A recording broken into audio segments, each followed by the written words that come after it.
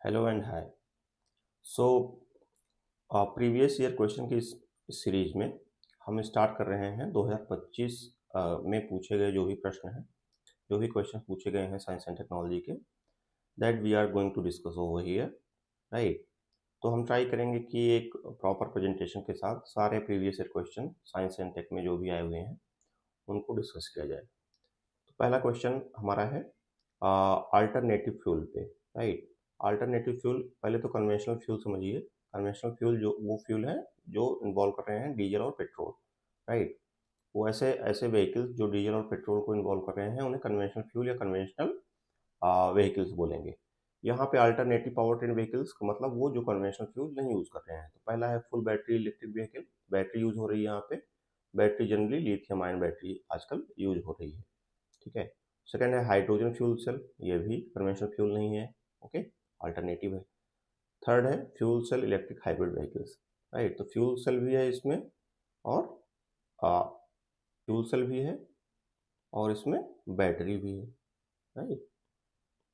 तो ये hybrid vehicle हो गया। तो यहाँ पे सारे सारे तीनों स्टेटमेंट जो है they are representing the alternative power train vehicles. दूसरा क्वेश्चन इंपॉर्टेंट है, राइट। ये यूएवी की बारे में बात कर रहा है। अभी क्वेश्चन क्या हो रहा है कि बहुत सारे क्वेश्चन हमेशा यूपीएससी थीम बेस्ड पूछता था। अभी क्वेश्चंस हैफेजर्ड वे में पूछता है। हालांकि यूएवी तो एक थीम है और ये पढ़ाई लिखाई भी जा रही है, बट क्वेश्चन थोड़ा सा डिफिकल्ट था, राइट। यहाँ पे इन्होंने टाइप्स ऑफ ड्रोन की बात किया है। तो देखिए, अगर हम एक्सट्रीम यूज करें सेंटेंसेस का, राइट, ये सारे सेंटेंसेस एक्सट्रीम की बात कर रहे हैं, right. All types of UAV, ठीक है, या ऑल टाइप, ओके। तो ऑल टाइप्स यूएवी जब भी हम बात करें तो एक तरीके का स्ट्रीम सेंटेंस हो जाता है। तो जनरली ऐसा माना जाता है कि उसे एक्सक्लूड कर देना चाहिए या वो सही नहीं होता है। यहाँ पे देखिए क्वेश्चन पढ़ते हैं। All types of UAVs can do vertical landing, right. Second है all types of UAVs can do automated hovering. Third है all types of UAVs can use a battery only as a source of power supply. तो तीनों statement में all types बोला गया है। तो यहाँ पे इसका मतलब यह हुआ कि ये एक तरीके का एक्सट्रीम सेंटेंस है। एक्सट्रीम सेंटेंसेस को हमेशा एक्सक्लूड कर दिया जाता है, उसे निगेटिव या गलत मान लिया जाता है। बट फिर भी हम थोड़ा सा एनालिसिस करने का प्रयास करते हैं यहाँ पे, right. We are trying to do little analysis. तो अगर हम देखें टाइप्स ऑफ ड्रोन की अगर हम बात करें तो there are four types generally. First one is the multi rotated drones. First one is the multi-rotor drones. Second one is the fixed wing drones.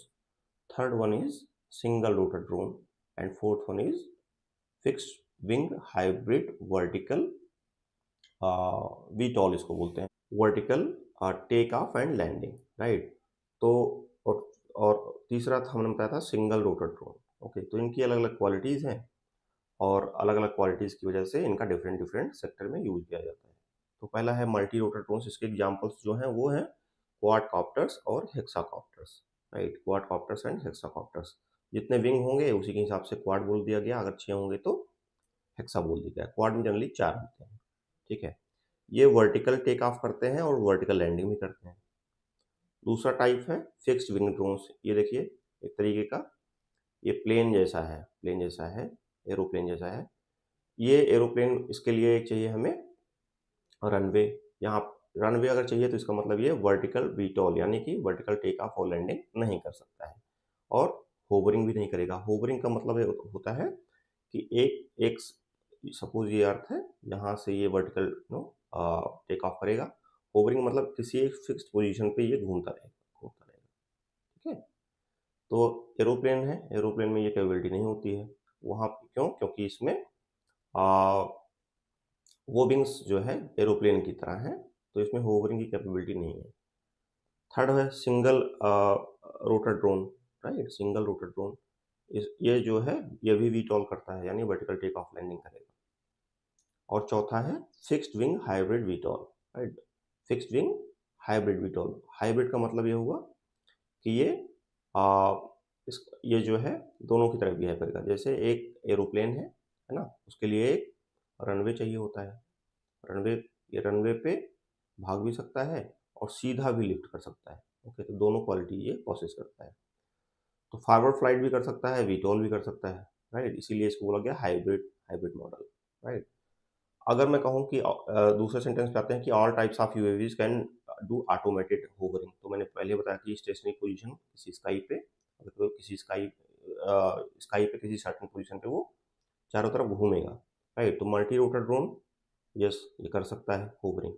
Fixed wing drones ये नहीं करेगा। बाकी बाकी दोनों, सिंगल रोटर ड्रोन और fixed wing hybrid वीटॉल, ये दोनों भी करेंगे होवरिंग। थर्ड है all types of UAV can use a battery only, ये तो पॉसिबल नहीं है, क्योंकि जो ड्रोन टेक्नोलॉजी है उसमें बैटरी का भी यूज़ हो रहा है, पेट्रोल डीजल का भी यूज़ हो रहा है, फ्यूल सेल से भी पावर दिया जा रहा है, और हाइब्रिड सिस्टम भी इसमें यूज़ किया जा रहा है। तीसरा क्वेश्चन है इलेक्ट्रिक व्हीकल बैटरीज में, इलेक्ट्रिक व्हीकल में generally lithium ion battery use की जा रही है, राइट। उसका एक मैकेनिज्म है, मैकेनिज्म इंपॉर्टेंट नहीं है, बस आपको थोड़ा सा बेसिक इसको पढ़ना है। इसमें कैथोड और एनोड के बारे में पूछा है ना, कि कौन कौन सा एलिमेंट हो सकता है, कोबाल्ट, ग्रेफाइट, लिथियम, निकल, कहाँ पे, कैथोड पे, राइट। तो आज कैथोड पूछा है, हो सकता है आगे थोड़ा सा इसका बेसिक मैकेनिज्म भी पूछ ले। तो हम कैथोड पे जब बात करेंगे तो इसमें लिथियम ऑक्साइड, निकल और कोबाल्ट यूज किया जाता है। एनोड पे ग्रेफाइट यूज किया जाता है, और सिलिकॉन ऑक्साइड अभी करेंटली ये डेवलप किया जा रहा है एनोड के लिए। ग्रेफाइट के अंदर एक कैपेबिलिटी है कि ये लिथियम आयंस को अपने लेयर्स में एडजस्ट करते हैं। अभी सिलिकॉन ऑक्साइड भी डेवलप किया जा रहा है मॉडर्न टेक्नोलॉजी की तरह। तो ग्रेफाइट के जगह पे आजकल silicon oxide currently being developed, okay. इसमें यह है कि जैसे चार्जिंग होती है तो लिथियम आयन कैथोड से एनोड की तरफ मूव करते हैं, और जब डिस्चार्जिंग होती है यानी कि इलेक्ट्रिक सर्किट बैटरी का यूज कर रहा होता है, करंट बह रही होती है, तो डिस्चार्ज होती है बैटरी, लिथियम आयन एनोड से कैथोड की तरफ मूव करते हैं। ये बेसिक है, और एक बेसिक प्रिंसिपल ये है कि हमेशा जो करंट रन करेगी वो एनोड से कैथोड की तरफ रन करती है, ओके। तो डिस्चार्जिंग का मतलब यह हुआ कि बैटरी यूज में है, यूज की जा रही है बैटरी को, तो ये क्या करेगा, एनोड से लिथियम आयन एनोड से कैथोड की तरफ चलेगा, और जब चार्जिंग होगी तो कैथोड से एनोड की तरफ चलेगा, ठीक है, ओके। तो यह बहुत बेसिक है, राइट, बहुत ही बेसिक है।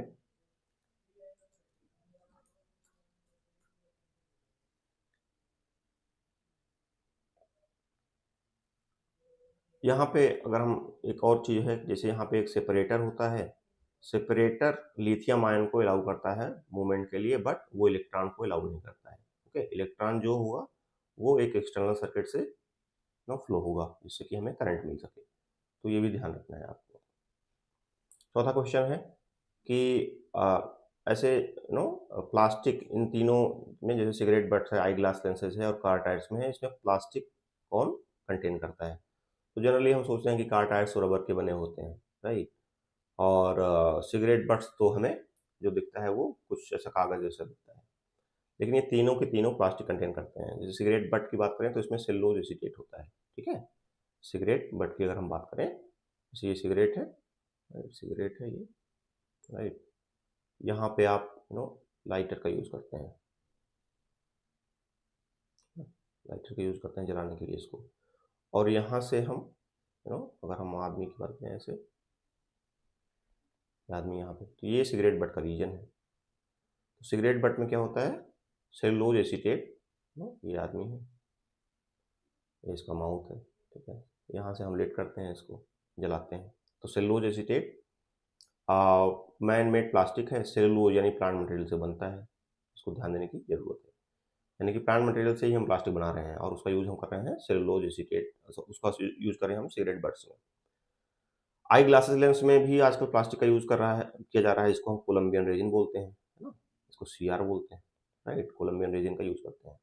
कार टायर्स में ये रबर होता है, तो दो तरीके से यूज़ कर सकते हैं हम कार टायर में दो एलिमेंट हम यूज़ करते हैं जनरली, एक नेचुरल रबर, ओके, जो कि कन्वेंशनल या ट्रेडिशनल फॉर्म में था, अब सिंथेटिक रबर बना रहे हैं। सिंथेटिक रबर हम प्लास्टिक, एक तरीके का प्लास्टिक है ये सिंथेटिक रबर, राइट। इसमें हम जो यूज़ कर रहे हैं उसको बोलते हैं स्टायरीन ब्यूटाडाइन रबर, ठीक है। पांचवा क्वेश्चन देखिए, इसमें बता, ये थोड़ा सा कॉम्प्लेक्स क्वेश्चन है, इसमें कह रहा है coal gasification technology can be use in the production of how many of them, right. तो कोल गैसिफिकेशन मतलब कोल का यूज हम कर रहे हैं गैस को बनाने में, राइट। कोल से हम गैस को बना ले रहे हैं और गैस को स्टोर कर ले रहे हैं और उससे अब जो है फ्यूल की तरह यूज कर रहे हैं। तो क्या जो है जरूरत है ऐसा करने की? जरूरत ऐसा है कि जब ये कोल से गैस में ट्रांसफॉर्म करे होगा तो इसके बाई प्रोडक्ट को हम बाई प्रोडक्ट जो भी होगा इसको हम कलेक्ट कर सकते हैं, तो वो क्लीन होगा, राइट। जो भी बाई प्रोडक्ट होगा उसको हम कलेक्ट करके फेंक देंगे, है ना, या उसको फर्दर ट्रीटमेंट कर देंगे उसका, तो जो हमारी गैस होगी वो क्लीन होगी और ज़्यादा एफिशिएंट होगी। क्यों? क्योंकि उसकी थर्मल एफिशिएंसी गैस की बढ़ जाती है इन कंपेरिजन टू कोल। तो यहाँ पे एक छोटा सा रिएक्टर है, रिएक्टर में हम कोल डालते हैं, थोड़ा सा पानी मिक्स करते हैं और ऑक्सीजन ऑब्वियसली जलने के लिए ज़रूरी है। तो हम उससे क्या करते हैं, कोल को जला देते हैं और कोल जलने के बाद एक गैस प्रोड्यूस करती है जिसे हम बोलते हैं syn gas, right, syn gas. और बाई प्रोडक्ट में H2S CO2 और स्लैग को अलग कर लेते हैं। तो हमारी जो सिन गैस होगी वो होगी क्या, वो क्लीन होगी। तो अब जो सिन गैस का जो कंपोजिशन है वो कार्बन मोनोऑक्साइड है और हाइड्रोजन है, राइट। तो दोनों को मिला के अगर हम देखें तो हम एथिल अल्कोहल या एथेनॉल जिसको बोलते हैं हम उसको बना सकते हैं। क्यों? क्योंकि यहाँ पे कार्बन के 2 एलिमेंट हैं, हाइड्रोजन का एलिमेंट है, ऑक्सीजन का, और एक और हाइड्रोजन का एलिमेंट है। तो कहीं ना कहीं हमें कार्बन मोनोऑक्साइड और हाइड्रोजन इतने सफिशियंट अमाउंट में होते हैं जिससे हम सिन गैस बना सकते हैं। बाई प्रोडक्ट को हम हटा देते हैं, निकाल देते हैं। अच्छा, दूसरा चीज़ ये है कि ये इसी सिन गैस से हम एक प्रोसेस होता है जिसे बोलते हैं हैबर बॉस प्रोसेस, जिससे हम यूरिया बनाते हैं, राइट। तो इस सिन गैस का यूज वहाँ पे कर लेते हैं। जो नाइट्रोग्लिसरीन है ना, नाइट्रोग्लिसरीन, इसकी ज़रूरत सिन गैस की ज़रूरत यहाँ पे नहीं होती है, ठीक है। तो ये स्टेटमेंट गलत हो जाएगा। तो ओनली 2 में एथेनॉल बना सकते हैं, यूरिया बना सकते हैं। 6 क्वेश्चन है कि Cl20, HMX and LLM105, right, क्या है ये? तो ये जो है ये तीनों जो है एक तरीके का एक्सप्लोसिव है, राइट, ट्रेडिशनली डेवलप किए गए हैं। देखिए थीम बेस्ड क्वेश्चन नहीं है, राइट, किसी थीम के अंतर्गत नहीं आता है, ये करंट अफेयर का क्वेश्चन है, राइट। Cl20 यूएसए ने डेवलप किया था, अभी डीआरडीओ इसको डेवलप कर रहा है, right. DRDO is developing this Cl20, right. So they are kind of bomb और एक्सप्लोसिव, ओके। HMX भी एक एक्सप्लोसिव है RDX की तरह, ठीक है। LM105 ये भी यूएसए ने डेवलप किया था। तो तीनों एक्सप्लोसिव हैं। Cl20 RDX से ज़्यादा एडवांस्ड वर्जन है, इसी वजह से ये डीआरडीओ इसको डेवलप कर रहा है। ऑलरेडी यूएसए ने इसको डेवलप किया हुआ है। तो करंट अफेयर्स का टॉपिक है, you need to aware of this, but ये थीम बेस्ड नहीं है, ये है ना, ऐसे ही हैफाजर्ड या फुटकर या ऐसे ही टॉपिक हैं जो कि न्यूज़ में रहते हैं। यहाँ पे देखिए 7th question, it is expected that Majorana chip one chip will enable quantum computing. Yes, ये पहली क्वांटम चिप है, न्यूज़ में रही है। Majorana chip has been introduce by Amazon web services, गलत है, माइक्रोसॉफ्ट ने डेवलप किया है। थर्ड है deep learning is a subset of machine learning. अब ये कॉन्सेप्चुअल हो गया थोड़ा सा, ठीक है।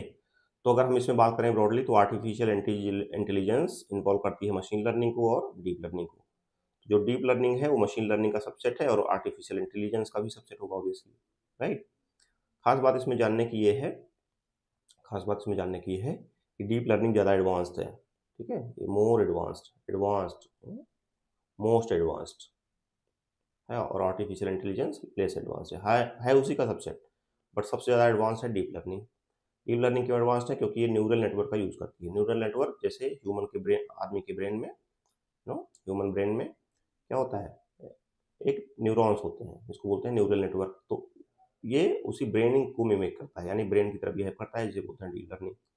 आजकल लोगों के फेस को डिफरेंट डिफरेंट तरीके से बदल दिया जा रहा है, जिसको बोलते हैं डीप फेक टेक्नोलॉजी, और deep fake technology deep learning का यूज़ करती है। 8th क्वेश्चन है मोनोक्लोनल और पॉलीक्लोनल एंटीबॉडीज पे। एक कॉन्सेप्ट है, ये थोड़ा सा है ना डिफिकल्ट है अंडरस्टैंड करना, बट बेसिक्स अगर आपको याद रहेंगे तो you will be able to solve the question that will be coming in future. तो पहला they are man made proteins, right, monoclonal antibodies की बात कर रहा है, ठीक है। तो मोनोक्लोनल एंटीबॉडीज यस, आदमी ही बनाता है उसको लेबोरेटरी में, ठीक है, लैब मेड होता है ये ऑब्वियसली, ठीक है। सेकंड है they stimulate immunological function due to their ability to bind specific antigens. And third है they are used in treating viral infection like the Nipah virus. Yes, तो सारे स्टेटमेंट इसमें करेक्ट है, ठीक है, आदमी बनाता है इसको लैब में। बाकी चीज़ें मैं आपको बता दे रहा हूँ, you will be able to understand. तो मोनोक्लोनल एंटीबॉडीज एक टेक्नोलॉजी से बनाई जाती है जिसे बोलते हैं हाइब्रिडोमा टेक्नोलॉजी, राइट। ये सिंगल टाइप ऑफ एंटीबॉडीज होती हैं। सिंगल टाइप मतलब इसमें एक ही तरीके की एंटीबॉडी होती है, यानी कि एक स्पेसिफिक वायरस के इपिटोप्स को ये टारगेट करता है। अब इपिटोप क्या है ये इंपॉर्टेंट है समझना, ठीक है। पॉलीक्लोनल एंटीबॉडीज हेटेरोजेनियस मिक्सचर होती हैं, है ना, नाम से ही है कि मोनोक्लोनल मतलब वन टाइप, पॉलीक्लोनल मतलब मल्टीपल टाइप्स ऑफ एंटीबॉडीज, ठीक है। सपोज ये निपा वायरस है, राइट, सपोज ये निपा वायरस है, तो इसके लिए हमें मोनोक्लोनल एंटीबॉडीज को डिजाइन करना है। तो पहली चीज तो ये समझिए कि जैसे निपा वायरस है, इसके पास मल्टीपल क्या होंगे, एपिटोप्स होंगे। एपिटोप्स का मतलब बाइंडिंग रीजन्स होगा, राइट, जहाँ पे एंटीबॉडीज बाइंड कर सकती है, राइट। तो अगर हम पॉलीक्लोनल एंटीबॉडी डिजाइन करते हैं लैब में या बनाते हैं, तो क्या होगा, ये बहुत सारे एपिटोप से बाइंड करेगी एंटीबॉडीज। ये एंटीबॉडीज का नॉर्मल स्ट्रक्चर है। एंटीबॉडी सब सारे एपिटोप से बाइंड करेगी, राइट, और वायरस को किल करेगी, ओके। बट हम क्या करते हैं कि एक ही तरीके की एंटीबॉडी डिजाइन करते हैं, जो एक सिंगल एपिटोप, एपिटोप एक ऐसा रीजन है जहाँ पे वायरस एंटीबॉडीज जाके बाइंड कर सकती हैं। ये ऐसी प्रोटीन है वायरस या किसी भी बैक्टीरिया या किसी भी एंटीजन के सरफेस पे, जहाँ पे एंटीबॉडीज जाके बाइंड करती हैं और उसको किल करती हैं, उस पर्टिकुलर एंटीजन को, राइट। अब यहाँ पे किसी भी एक एंटीजन पे मल्टीपल एपिटोप्स होती हैं, मल्टीपल बाइंडिंग साइट होती हैं। तो दो तरीका है, या तो हम मोनोक्लोनल एंटीबॉडी डिजाइन करें, एक एपिटोप को ये टारगेट करे और वायरस को किल करे। दूसरा तरीका है पॉलीक्लोनल एंटीबॉडीज को डिजाइन करें और ये मल्टीपल एपिटोप्स पे बाइंड करे और वायरस को किल करे। बट प्रीफर किया जाता है मोनोक्लोनल एंटीबॉडीज। लग तो ऐसा रहा है कि अगर हम सारे बहुत सारी एंटीबॉडी जब जाएंगे किसी एक पर्टिकुलर वायरस पे तो आसानी से किल करेंगे, लग तो यही रहा है। बट हम प्रीफर करते हैं मोनोक्लोनल एंटीबॉडीज। क्यों प्रीफर करते हैं एंटीबॉडीज, है ना, मोनोक्लोनल एंटीबॉडीज एक स्पेसिफिक एपिटोप बाइंड करती है, और इसलिए डिजाइन करते हैं मोनोक्लोनल एंटीबॉडीज को, क्योंकि ये सारे एपिटोप जो बाइंडिंग साइट्स हैं उसमें से कोई एक ही या दो एपिटोप होता है, या कोई एक ही एपिटोप होता है स्पेशली, है ना, जो कि वायरुलेंस कॉज करता है। वायरुलेंस का मतलब ये है कि जो कि ह्यूमन के लिए हार्म करता है ना, उसको नुकसान पहुंचाता है। कोई एक ही एपिटोप होगा। अब जब कोई एक ही एपिटोप हो रहा है तो हम उसी पर्टिकुलर एपिटोप के स्पेसिफिक एंटीबॉडीज को डिजाइन करेंगे, जिसको बोलेंगे मोनोक्लोनल एंटीबॉडीज। पॉलीक्लोनल की डिजाइन करने की जरूरत नहीं है। क्यों? क्योंकि सारे एपिटोप नुकसान कर ही नहीं रहे हैं। जो एपिटोप नुकसान करेगा हम उसी के स्पेसिफिक एंटीबॉडीज बनाते हैं, जिसको बोलते हैं मोनोक्लोनल एंटीबॉडीज। नंबर 1। नंबर 2, अगर पॉलीक्लोनल एंटीबॉडीज हम डिजाइन करते हैं तो वो सिर्फ एपिटोप पे ही बाइंड नहीं करता है, वो शरीर के और भी हिस्सों में जाके बाइंड करता है। किसी और प्रोटीन से वो जाके बाइंड कर सकता है और बीमारी को सही करने के बजाय कुछ और बीमारी नहीं पैदा कर सकता है। इसलिए हम पॉलीक्लोनल एंटीबॉडीज को डिजाइन नहीं करते हैं, सिर्फ उसी एपिटोप के स्पेसिफिक एंटीबॉडीज को डिजाइन करते हैं जो कि हार्मफुल है, जो एपिटोप हार्मफुल है, हार्म पहुंचाता है। मुझे लग रहा है कि आपको समझ में आ गया होगा। तो ये स्पेसिफिक है, स्टेटमेंट नंबर 2 इज करेक्ट। और वायरल इन्फेक्शन को ट्रीट करने के लिए डिजाइन किया जा सकता है, ये भी सही है, ठीक है। नेक्स्ट है, no virus can survive in ocean water, no virus can infect bacteria, no virus can change the cellular transcriptional activity in host cell, right. इसमें तीनों स्टेटमेंट गलत होंगे। फिर देखिए ये एक्सट्रीम है तरीके का सेंटेंस, तो तीनों लगभग गलत हैं। क्यों? No virus can survive in ocean water, तो वायरस जो है हमेशा, देखिए, इंडिविजुअल सर्वाइव नहीं करते हैं। हमेशा अगर कहीं भी वायरस सर्वाइव कर रहा है दैट मीन्स कि उसका एक होस्ट सेल है ना, कोई होस्ट सेल है। फॉर एग्जांपल ये बैक्टीरिया है, राइट, बैक्टीरिया है, एक बैक्टीरिया है और ये वायरस है, इसको बोलते हैं बैक्टीरियोफाज, राइट, बैक्टीरियोफाज वायरस है। तो ये बैक्टीरिया, इसके पास अपना जेनेटिक मटेरियल होगा, बट ये एक वायरस से दो वायरस, राइट, तभी होगा जब ये प्रोटीन की सिंथेसिस करे, और प्रोटीन की सिंथेसिस करने के लिए इसके पास एंजाइम नहीं है। इसी वजह से ये इंडिविजुअली सर्वाइव नहीं करेगा, इसको जरूरत होती है होस्ट की। होस्ट हो सकता है बैक्टीरिया आपका, ठीक है। तो बैक्टीरियोफाज वायरस बैक्टीरिया पे सर्वाइव करेगा, इसकी ट्रांसक्रिप्शनल मशीनरी यानी कि एंजाइम्स, इसके एंजाइम्स जो भी होंगे उनका यूज करके ये डिवाइड करेगा 2 से 4, 4 से 8 ऐसे करके, ठीक है ना। तो virus survives on the other living organisms, जैसे बैक्टीरिया या ह्यूमन या एनिमल पे, ठीक है।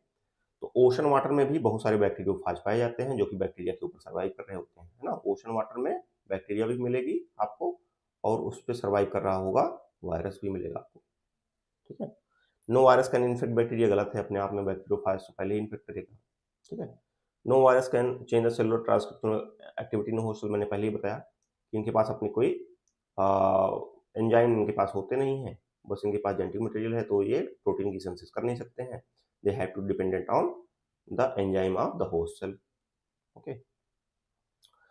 10वां क्वेश्चन है, 10th question, studies indicate that the carbon dioxide emission from the cement industry account for more than 5% of global carbon emission. अब जब भी इस क्वेश्चन को पढ़िए पहले देखिए कि पूछ क्या रहा है, ऑप्शंस क्या है, राइट। ऑप्शंस ये पूछ ही नहीं रहा कि ये सही है कि गलत है, ठीक है। ये तो ये पूछ रहा है कि जो स्टेटमेंट नंबर 2 है इसको जस्टिफाई कर रहे हैं कि नहीं कर रहे हैं, बस, ठीक है। तो आपको ये परेशान होने की जरूरत ही नहीं है कि ये सही है कि गलत है। इन्होंने एक सेंटेंस लिख दिया है, अब ये बताया है कि ये दोनों सेंटेंस क्या इसको सेटिस्फाई कर रहे हैं कि नहीं कर रहे हैं। तो ये सीमेंट कैसे बनाया जाता है, थोड़ा सा बेसिक है ये और डिफिकल्ट है इसको आंसर करना, राइट। बट एक कॉमन सेंस हो तो एग्जाम ये जो है क्वेश्चन को आराम से आप कर सकते हैं। जैसे इन्होंने कहा कि silica bearing clay is mixed with the limestone, right. तो क्ले और लाइमस्टोन जब भी मिक्स होगा CO2 एमिशन करेगा नहीं, राइट। तो ये सेंटेंस इसको सेटिस्फाई नहीं करता है, क्यों, कार्बन एमिशन को, यानी CO2 एमिशन इसमें होगा नहीं तो कार्बन एमिशन वही बात हो रही है, तो ये सेंटेंस उसको सेटिस्फाई नहीं कर रहा है। थर्ड स्टेटमेंट है कि limestone is converted into lime during clinker production. तो अगर लाइमस्टोन का फार्मूला जानते हैं और लाइम का जानते हैं तो आपको आसानी से आइडिया लगेगा कि CO2 रिलीज हो जाएगी, बेसिक है ना। देखिए लाइमस्टोन बोलते हैं CaCO3 कैल्शियम कार्बोनेट, और लाइम को बोलते हैं कैल्शियम ऑक्साइड।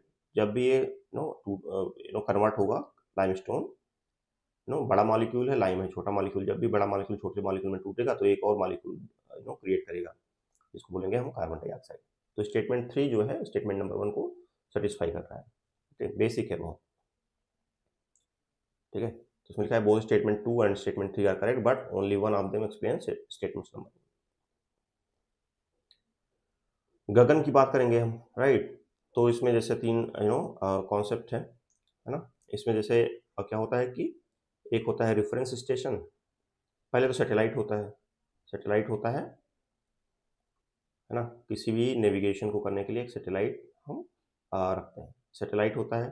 दूसरा रेफरेंस स्टेशन होता है, तीसरा मास्टर कंट्रोल सेंटर होता है, और चौथा होता है तो फर्स्ट है सैटेलाइट, दूसरा है रेफरेंस स्टेशन, थर्ड है मास्टर कंट्रोल सेंटर, और फोर्थ है लैंड अपलिंक स्टेशन, ठीक है। तो जैसे सैटेलाइट्स है ना, सैटेलाइट क्या करती है कि ये रेफरेंस स्टेशन को सिग्नल भेजती रहती है कंटिन्यूसली, और रेफरेंस स्टेशंस ये सारे डेटा को मास्टर कंट्रोल सेंटर में भेजते हैं। अगर कोई एरर आ रहा होता है विद रिस्पेक्ट टू यूजर, है ना, यूजर की पोजीशन चेंज होती रहती है और सैटेलाइट की भी पोजीशन चेंज होती रहती है, तो ये एक पर्टिकुलर टाइम पे रेफरेंस स्टेशन को अपना सिग्नल भेजते हैं, और ये सिग्नल मास्टर कंट्रोल सेंटर में भेज दिया जाता है कि डिफरेंट डिफरेंट पोजीशन पे सैटेलाइट भी मूव कर रही है और यूजर भी मूव कर रहा है। तो उससे रिलेटेड जो भी एरर आते हैं वो मास्टर कंट्रोल सेंटर रिकॉग्नाइज करता है, ठीक है। और ये डेटा को ये लैंड अपलिंक स्टेशन में भेजता है प्रोसेस करके। लैंड अपलिंक स्टेशन फिर से इस सैटेलाइट को ये डेटा भेजती है, और सैटेलाइट फर्दर सारे डेटा को यूजर को भेजता है, राइट। तो नेविगेशन के लिए है। तो पहला है it is design to provide additional accuracy and integrity, yes सही है ना, एक्यूरेसी होती है इसमें गगन में जियो ऑगमेंटेड नेविगेशन सिस्टम में, ठीक है। ग्राउंड स्टेशन का यूज क्यों कर रहा है वो, क्यों, क्योंकि ये एडिशनल एक्यूरेसी के लिए, मैंने बताया कि जो भी एरर होते हैं वो मास्टर कंट्रोल फैसिलिटी उसको करेक्ट करती है। It will allow more uniform and high quality air traffic management, yes सही है। और ओनली एविएशन में ये सेंटेंस सही नहीं है, क्योंकि गगन का यूज तो ट्रैफिक कंट्रोल में, ग्राउंड बेस्ड ट्रैफिक कंट्रोल में भी किया जाता है, राइट। तो 1 और 2 इसमें सही होगा। एक प्रोसेस है, मैंने उसका फ्लो चार्ट दे दिया गया है, उसको आप दिया है, उसको आप पढ़िए। थर्ड है some rare earth elements are used in the manufacturing of flat television screens, ठीक है। सेकंड है सम रेयर अर्थ एलिमेंट्स है फास्फोरेसेंट प्रॉपर्टीज। तो अगर हम फ्लोरोसेंस की बात करें तो जिसको बोलते हैं फोटोल्यूमिनेसेंस, यानी कि यहाँ पे लाइट का इफेक्ट आ रहा है और वो चमकीला बना रहा है। ल्यूमिनेसेंस मतलब चमकना होता है, राइट। फोटो का मतलब लाइट और ल्यूमिनेसेंस का मतलब ग्लो करना किसी भी चीज़ का। तो फोटोल्यूमिनेसेंस 2 टाइप का होता है, पहला है फ्लोरेसेंस, दूसरा है फ्लोरेसेंस, दूसरा है फास्फोरेसेंस। फ्लोरेसेंस में जैसे कोई ऑब्जेक्ट है, उसने लाइट एब्जॉर्ब किया और फ्लोरेसेंस में जल्दी से इमिट कर दिया। फास्फोरेसेंस में क्या है, लाइट एब्जॉर्ब किया, अब ये धीरे धीरे धीरे ना लाइट को इमिट करेगा। ठीक है, तो स्लोअर रेट होता है। स्लोअर रेट यानी कि अगर ये ऑब्जेक्ट है, ये सेकेंड टू आवर्स यानी कि बहुत देर तक लाइट को इमिट कर सकते हैं एब्जॉर्प्शन के बाद। फ्लोरेसेंस में बहुत जल्दी से चमक के ये बंद हो जाएगा। ठीक है, तो इन्होंने कहा कि some rare earth elements are used in the manufacture of flat television screens. बहुत रिवील्ड है ये तो, है ना। रेयर अर्थ एलिमेंट्स का यूज टेलीविजन में हो रहा है और वो फास्फोरेसेंट प्रॉपर्टीज भी शो कर रहे हैं, फ्लोरेसेंस नहीं। धीरे धीरे स्लोअर एमिशन होता है जिससे कि हमारी आईज जो है वो सेव रहती हैं, राइट। तो इसमें यस बोथ दोनों सही हैं स्टेटमेंट्स, और दूसरा जो है पहले स्टेटमेंट को एक्सप्लेन भी कर रहा है। और रेयर अर्थ एलिमेंट की बात करें तो हम 17 एलिमेंट्स हैं जनरली। पीरियोडिक टेबल की बात करें तो उसमें बहुत सारे ग्रुप होते हैं, राइट। कॉलम जिसको बोलते हैं कॉलम, राइट, कॉलम होता है 3 4 5 6 7 ऐसे। और दूसरा जो ये हॉरिजॉन्टल लाइंस होती हैं इनको हम बोलते हैं सीरीज, राइट। तो 17 एलिमेंट्स हैं। 17 एलिमेंट्स ये थर्ड ग्रुप में अरेंज्ड हैं, जिसमें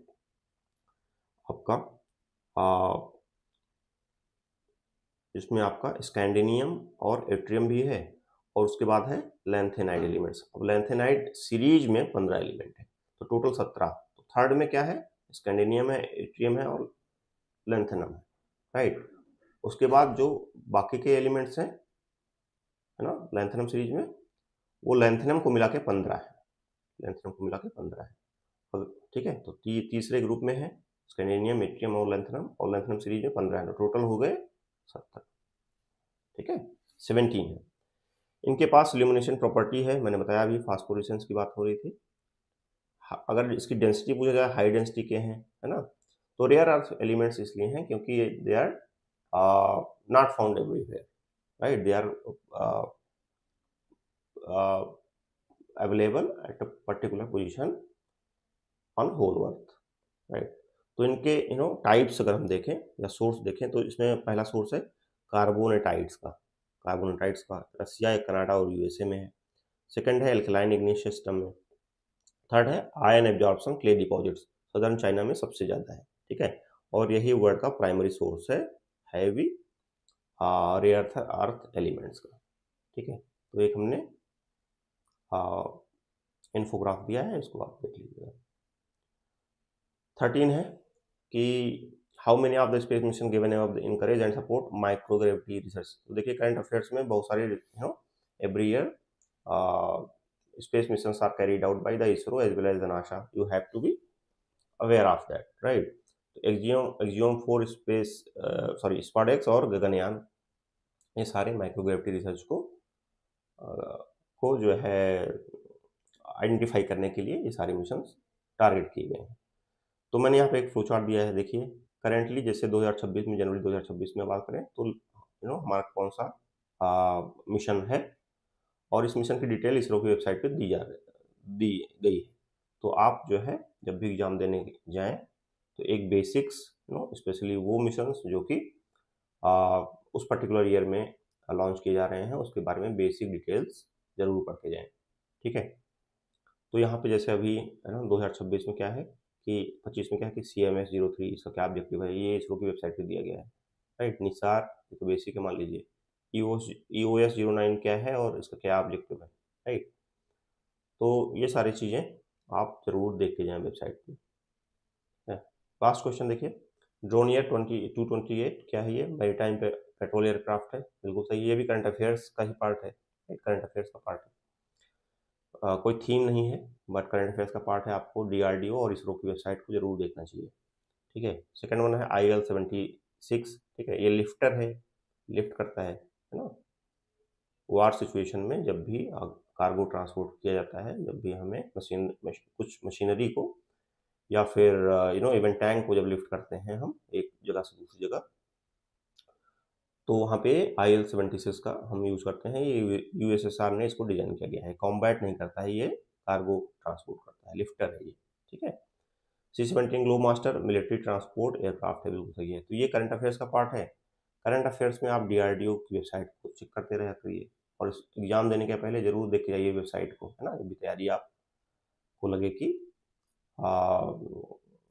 राइट आप फाइनल स्टेप पे हैं, जरूर वेबसाइट को देख के जाइए। तो इसमें देखिए अभी क्या है, रिसेंटली 5 दिसंबर को DRDO ने 7 टेक्नोलॉजीज को डेवलप किया और उसे ट्रांसफर किया है ना, 3 सर्विसेज, मतलब मिलिट्री, एयरफोर्स और नेवी को, राइट। तो क्या टेक्नोलॉजीज हैं, आप कम से कम उनके नाम अगर आप याद रखेंगे और ऑब्जेक्टिव क्या है तो आपको समस्या नहीं आएगी पेपर सॉल्व करते वक्त, ठीक है।